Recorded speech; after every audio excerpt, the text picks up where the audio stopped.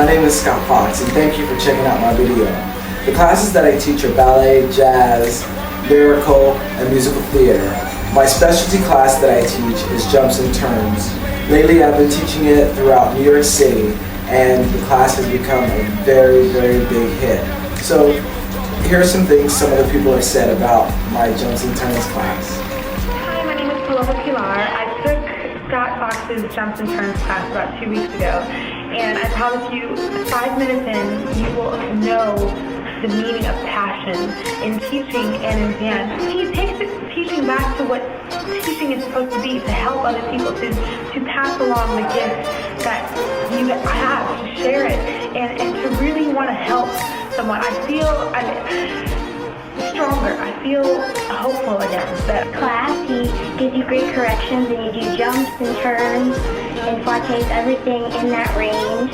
We do a warm-up and we do ballet bar, and we do jumps, and we do so many turns, and it helps you get your balance, and it helps you do everything.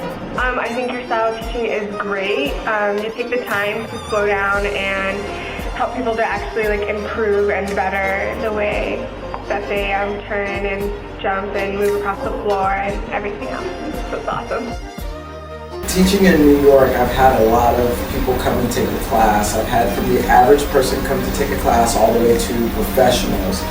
Some people just want to come in and learn that technique for hitting a clean double turn for the auditions that come up. My class generally fills up pretty quick when audition season comes around, because that's when everybody needs to know how to get that double.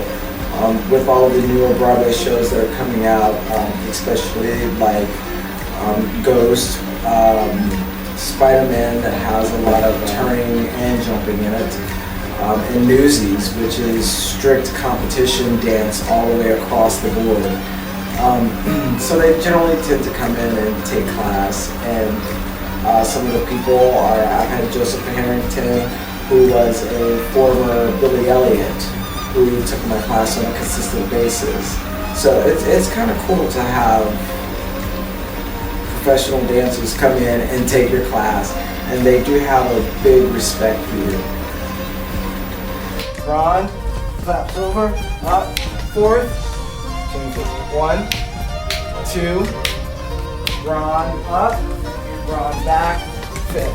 1, 2, Ron, flaps over, up, and then we'll do the same thing on the other side. So very simple, very easy. Like I said, the important part is not to bounce. Don't go bounce, bounce. I want to see you go into that full plie. That second plie is to get you down. First one, second one to go even further. Yeah? Make sense? Alright. I like to, on occasion, get my students to come in for their little special class to teach them a little bit of partnering, which I find is missing in most of the studios that are teaching dance right now.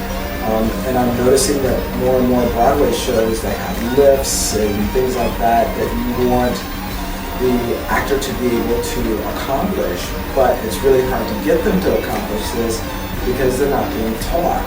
And when they're not being taught and there's no place to learn, you're more accessible to injury. So sometimes I'll have some of my male dancers come in and bring in a couple females, and we just work on partnering, and we'll do like a partnering dance that allows them to get that experience. Here lately I've been doing a lot of judications. There was actually one judication that really shocked me. I had a friend that was working at Spider-Man Come Off the Guard, and one of the dancers comes to me and they looked at me and they said, "I just saw you on TV." And I was like, "You saw me on TV? I don't remember signing any releases." When actually I did.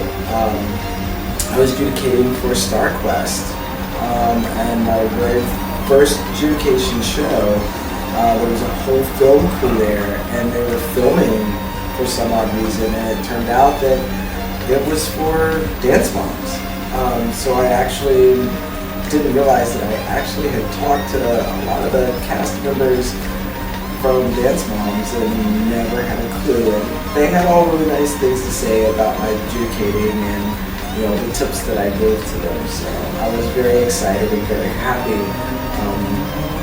when I saw that. There's a lot of talented kids out there. My last project was an industrial. It was with director choreographer Maria Torres. I came on as her sort of assistant, where we did the Windows Phone 2011 launch. So when Windows Phone launched their newest phone,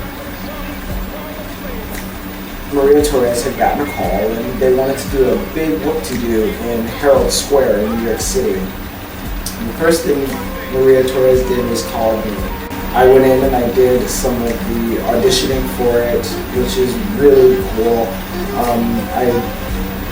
That was my first time ever being on the other side of the audition table and realizing that, people are just as nervous on one side of the table as they are on the other.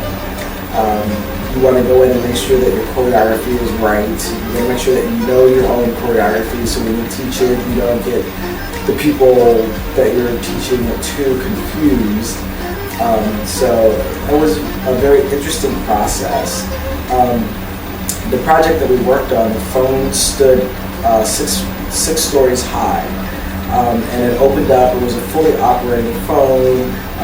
We had to hire actors to come in and act and portray. You should have seen a clip of some of the costumes, which you have to make sure are right and in order. They all fit, and restaging.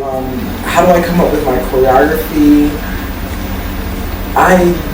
Back in the day, they used to take pennies and kind of just move the pennies around, and this person, A is going to go here and B is going to go there. For me, I listen to the music, I try to find all the accents in the music, I try to find the little quirky sound that's in the music that people would generally miss, and I try to accent and bring those out with movement. As well as feeling of how the song makes me feel.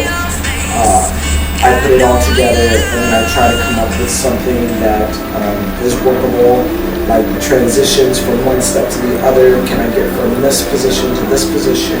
So there's a lot of things that go to play, and generally I like to try the choreography myself first before I try to teach it to someone else. The worst thing in the world is when you're in the middle of teaching something and it just doesn't work. And you want the choreography that way, but you haven't figured it out yet.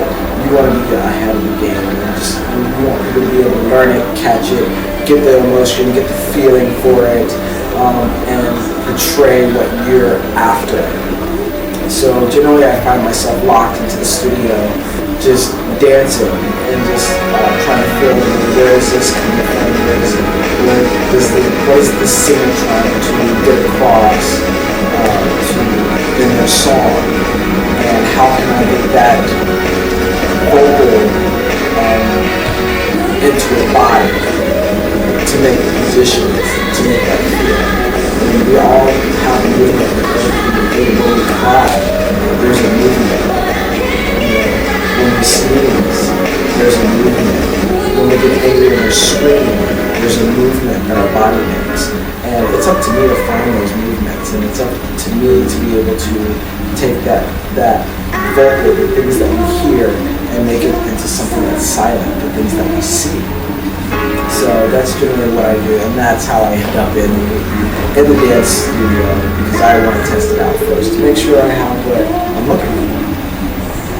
So that's how I get my choreography. So now at this point, I just want to take a moment to say thank you for watching my video from beginning to end, and I hope you were entertained and you have gotten very informed about who Scott Foxx really is, the teacher and the dance. By my side, now you're gone.